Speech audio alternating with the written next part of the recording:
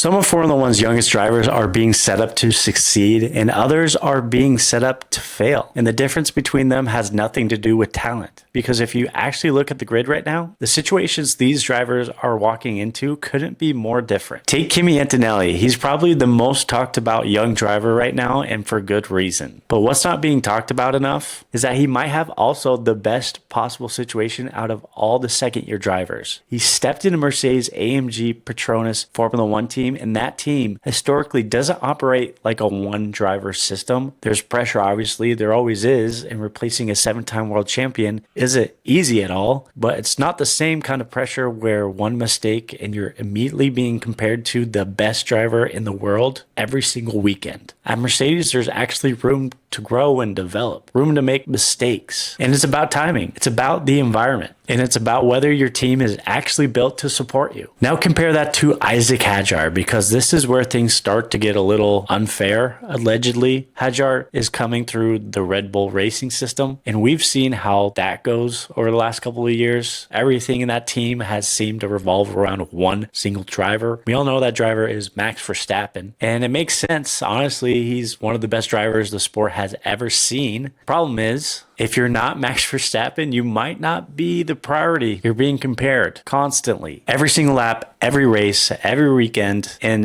the history at the Red Bull team has shown that it is a very difficult system to survive in. Drivers come in with a lot of potential and they leave with their confidence completely destroyed. So even Hajar, as a completely skilled driver, might run into some issues. And the question becomes, will he even get the time to show it off or have the same priority as his teammate? And it doesn't even stop there, because behind him, you've got drivers like Arvid Lindblad coming through the exact same pipeline. A very talented driver, a rookie that's up against 2 other second-year drivers and a 4-time world driver champion. I will say it seems like the Racing Bull teams a lot more friendly. You can make mistakes and they're a lot more forgiving than the senior team, but the Racing Bulls don't prioritize one driver, which is nice. It's almost like a battle, but it almost feels like a 3-driver tryout right now, trying to figure out which of the 3 new drivers is the right move. And then we got a completely different problem, which might actually be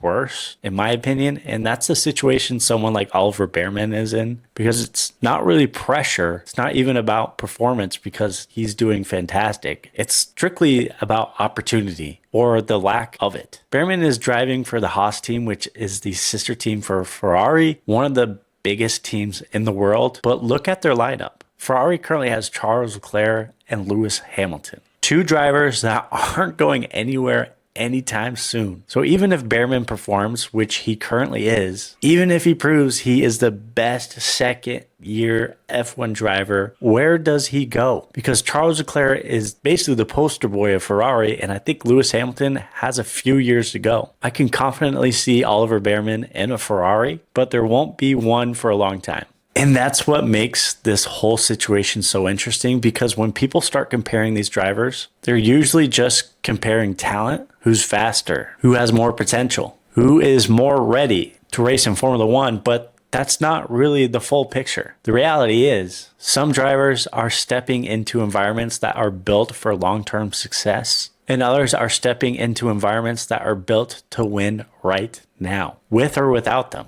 Now there is one driver who might actually be in a similar position as Antonelli, and that's Gabriel Bortoleto, because he has something that a lot of these other drivers don't: a potential runway, time to develop, time to actually become the driver people think he can be. And again, that doesn't guarantee anything. I mean, he was an F3 and F2 champion, but it gives you a chance. And in Formula One, a good chance at a good car is everything, because we've seen this before. Drivers come into the sport with massive hype, and within a year or 2, they're gone. Not because they weren't good enough, but because they were put into situations where being good wasn't enough, where they had to be perfect immediately. And that's just not realistic. When people say this driver is better than that driver, or this rookie is the future, it's worth taking a step back, because the truth is, we might not actually be watching who the best driver is. We might be watching who has the best chance to become one. And right now, it's looking like Kimi Antonelli and Gabrielle Bortoleto might have that advantage. not just because of their talents, but because of where they are. And in Formula One, that can make all the difference. And if that's true, then some of these other drivers aren't just fighting for results, they're fighting for their situation. And that's a much harder race to win, I think. However,